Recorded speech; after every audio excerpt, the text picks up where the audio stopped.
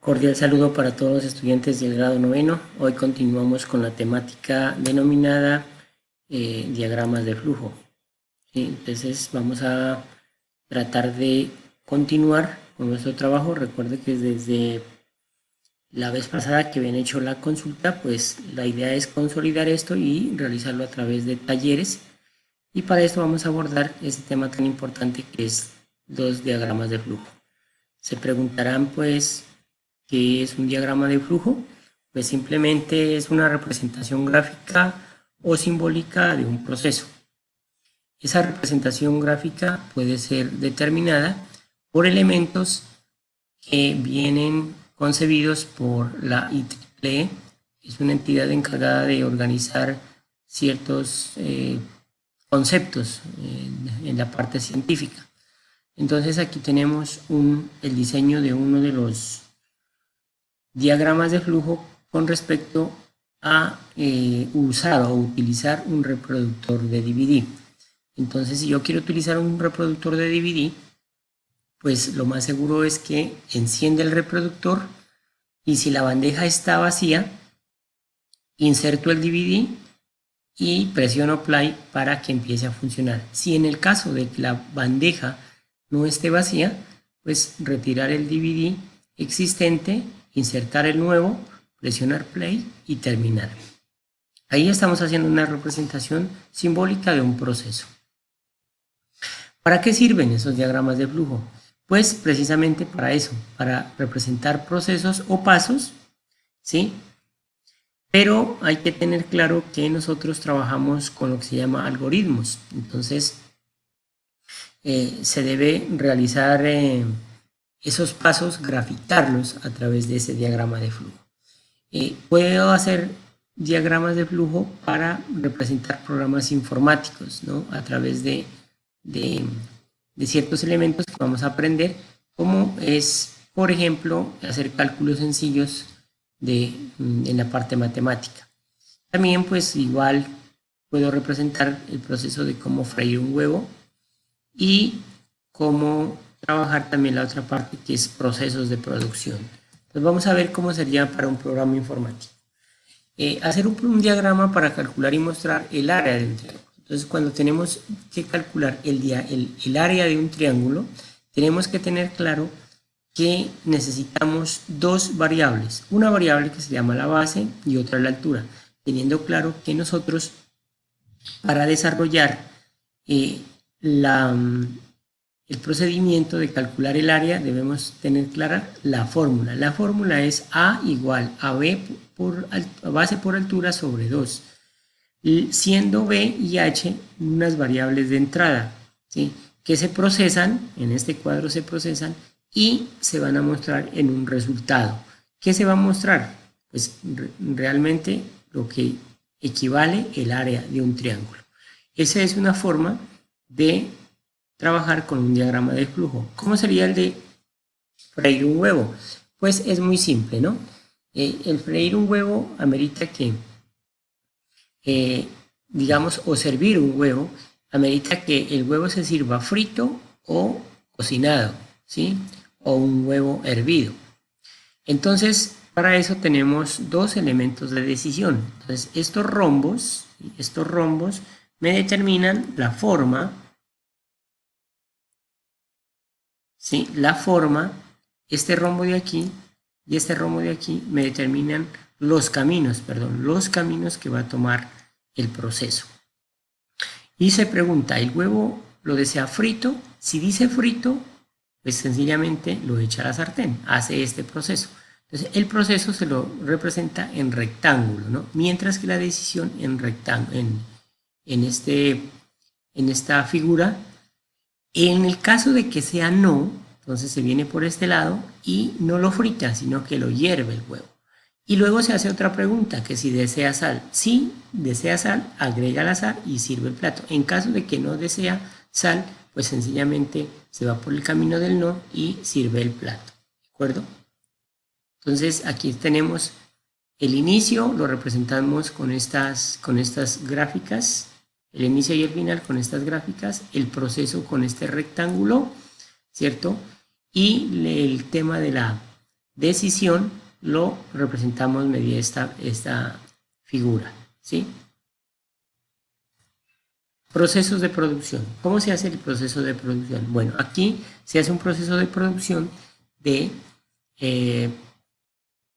producir jugo de naranja. Entonces, pues obviamente para hacer eso necesito hacer un proceso de recolección de naranjas, que lo hace acá. Hace el lavado. Para el lavado necesita agua y jabón, y como salida tiene agua y jabón sucio.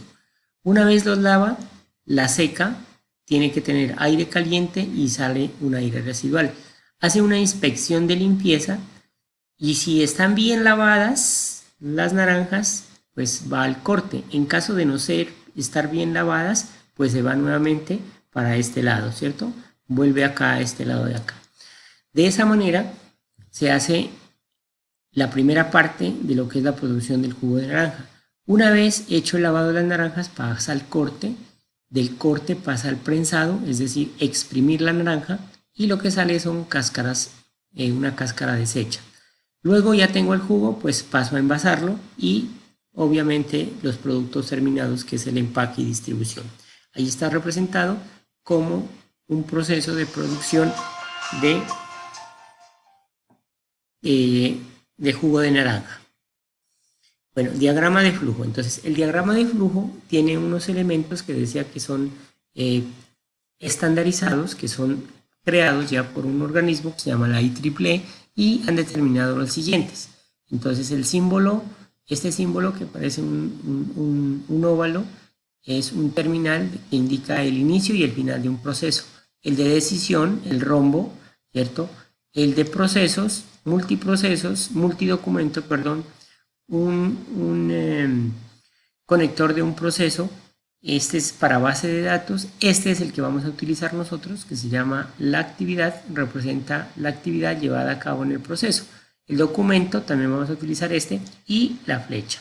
Entonces ahí está. Entonces, vamos a utilizar el terminal, el de decisión, el de actividad o proceso, el del documento para mostrar el resultado, y el de la línea de flujo. Vamos ahora a mirar la importancia de lo que es trabajar con el símbolo de la decisión. Entonces, el símbolo de decisión, recuerde, se lo representa mediante esta figura, que es el rombo, y me determina dos caminos, uno para falso y otro para verdadero. ¿Listo? Entonces, ahí está representado este elemento, que en su medida pues es quizás el más importante dentro de los diagramas de flujo. ¿Cuáles son las reglas para la construcción de un diagrama de flujo? Primero, todos los símbolos deben estar conectados, ¿sí? A un símbolo de proceso pueden llegar varias líneas. A un símbolo de decisión pueden llegarle varias líneas, pero solo saldrán dos. O sea, solo puede salir el sí y puede salir el no. Y a un símbolo de inicio nunca llegan las líneas, ¿cierto? Y de un símbolo de fin no parte ninguna línea. Entonces, vamos a mirar cómo se hace un programa informático para sumar dos números y que muestre el resultado en pantalla. Lo primero que debo saber es cuáles son los números que yo debo sumar. Para eso lo represento mediante la entrada de datos, y en la entrada de datos le voy a determinar que el número A y el número B, o sea, son dos variables que yo he nombrado acá como número A y número B. Vamos a ver si lo puedo hacer. Entonces, suponiendo que yo al número A le digo que sea el 5 y el número B sea el 3. Entonces, él lo que va a hacer es sumar esos dos números. Entonces, ¿cómo lo suma? En la variable suma va a coger el 5 que está guardado en la variable A más el 3 que está guardado en la variable B. Entonces, ahí está la suma. Esa suma obviamente se va a guardar en esta variable. ¿Cuánto vale suma en este momento? Pues va a valer lo que vale A más lo que vale B, y lo que vale A más lo que vale B es 8. Entonces ahí está representado un diagrama de flujo para representar un programa informático.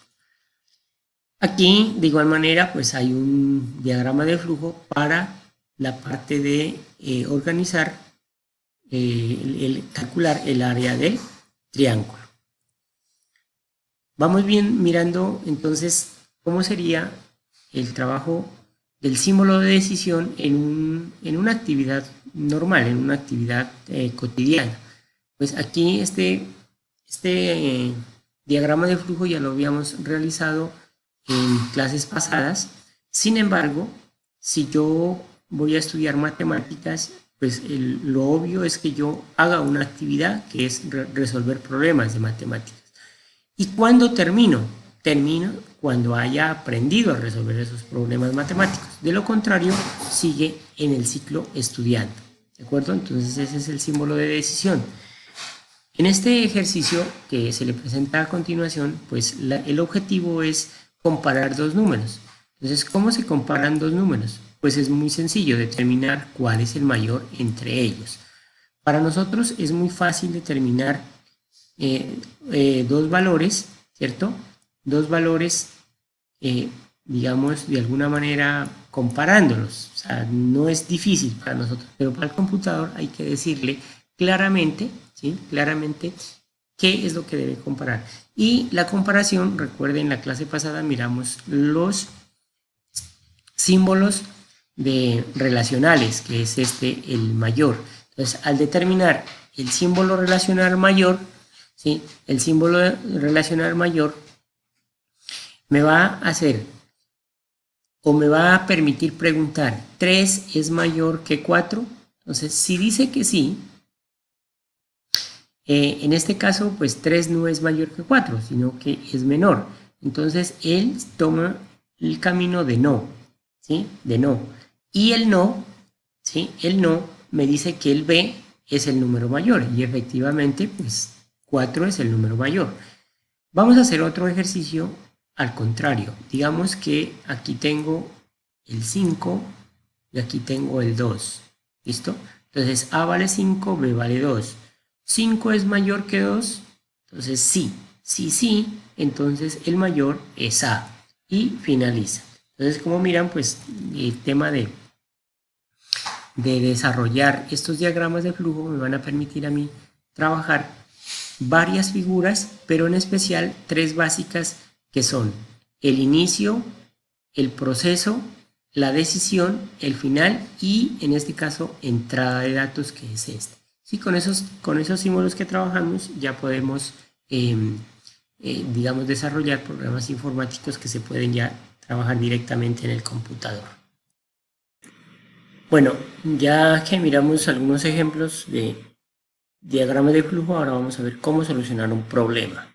Pues para solucionar un problema, pues lo más importante es tener claro el enunciado de ese problema, comprender cuál es la necesidad o el objetivo que busca solucionar y también tener absolutamente todo claro con respecto a ese problema. Cuando se habla de tener todo claro, es decir, comprenderlo y de alguna forma tener un análisis bastante coherente con relación al objetivo o a la necesidad que se busca solucionar. De igual manera, también es necesario analizar los datos que se van a procesar o la información que nos brinda el problema, ¿sí? Dentro de eso es importante tener en cuenta o hacernos la pregunta cuáles son los datos de entrada, cuáles son los datos de salida y qué fórmulas se procesarán, qué fórmulas procesarán esos datos, tanto los de entrada como los de salida. Aquí vamos a ver un ejemplo. Dice, un amigo tiene una distribuidora de huevos avícola, La Gallina Tuerta. Tiene el problema de estar haciendo a mano la lista de valores de la media docena, de la docena, de la bandeja. Entonces, aclarando, la bandeja dice que tiene 30 huevos. De la caja de huevos, que tiene 6 bandejas, se debe crear un algoritmo el cual pide el valor unitario del huevo y produzca el listado de todos los valores pedidos. ¿Cuáles son los valores pedidos entonces? Pues los valores pedidos, aquí en este caso sería la media docena, la docena, la bandeja, entonces bandeja igual a 30 huevos, y la caja de huevos, que serían 6 por 30, 180 huevos. Entonces vamos a hacer el análisis de ese problema.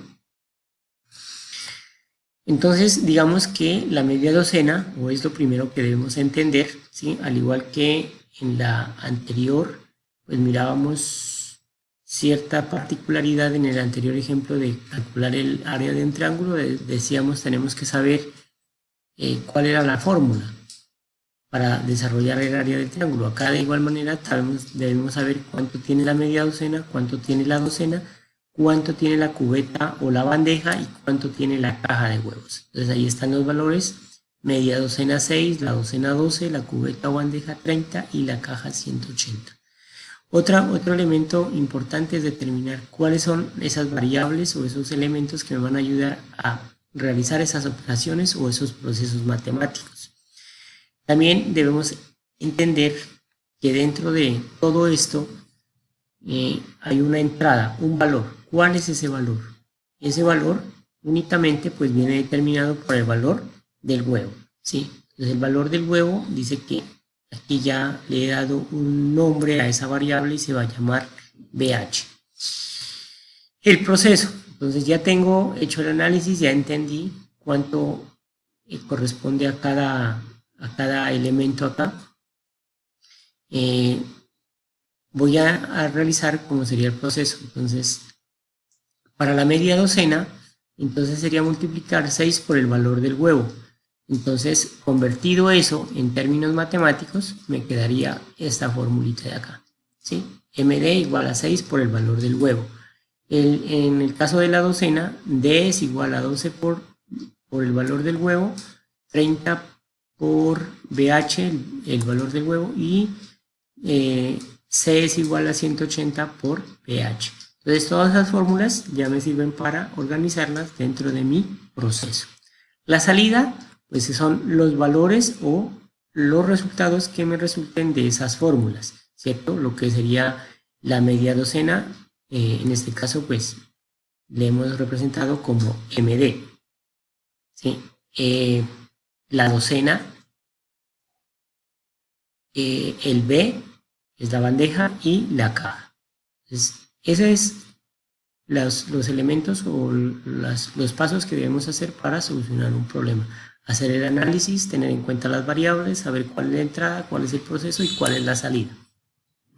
Vamos a ver ahora cómo queda representado en el diagrama de flujo. Entonces, el diagrama de flujo me dice que debo tener un elemento que se llama el BH. ¿Qué es el BH? El valor del huevo. Sin el valor del huevo yo no puedo calcular absolutamente ninguna de las siguientes fórmulas, ¿cierto? Entonces el BH lo multiplicaré por 6, por 12, por 30 y por 180. ¿Para qué? Para generar unos resultados. ¿Cuáles son esos resultados? El MD, el D, el B y el C. Y eso significa una entrada, un proceso y una salida. Entonces las preguntas que nos hicimos en el análisis ya están resueltas. Vamos a ver cómo queda o cómo funcionaría este programa. Entonces vamos a suponer que el huevo vale 300 pesos. Entonces este valor en este momento vale 300 pesos. Es decir, aquí ¿qué hace? MD es igual a 6 por lo que vale BH. ¿BH cuánto vale? Vale 300. 6 por 300. Sería la multiplicación 12 por 300, 30 por 300 y 180 por 300. ¿Cuáles serían los resultados? Pues deben estar especificados en las salidas. Entonces en las salidas lo que va a mostrar es 1800, o sea, es lo que vale MD. Miren, aquí ya multiplicó, MD vale 1800. El D, entonces el D lo multiplicó 12 por 300 y me da 3600. Entonces aquí lo que va a mostrar es el 3600, ¿sí? El 3600, perdón, aquí. Aquí la bandeja vale 9000. ¿Por qué? Porque vale 30 por 300. Entonces vale 9000, entonces la B, el valor de la B es 9000 y el valor de la C es 54000. Entonces se van a imprimir estos valores como 1800, 3200, 9000 y 54000. Ahora les propongo trabajar unas actividades. En esas actividades ustedes van a aplicar esos conceptos que vimos anteriormente. Entonces, en este caso, de la primera parte de estos 4 ejercicios que están acá, pues solo son actividades cotidianas, entonces no necesitan hacer cálculos. Del 5 en adelante ya vienen los cálculos. Aquí, por ejemplo, tienen que hacer un análisis, saber cuál es la entrada, preguntarse cuál es la salida y cuál es el proceso, ¿sí? En todos tienen que hacer procesos matemáticos y de tal manera que a ustedes les facilite realizar el diagrama de flujo. Entonces, pues igual tenemos unos criterios de evaluación que son la responsabilidad, la aplicación de conceptos, los errores que tiene el taller y el orden y la organización. Entonces, en base a esos 4 conceptos o esos 4 criterios vamos a desarrollar el taller. Entonces, gracias por su atención y hasta una próxima oportunidad.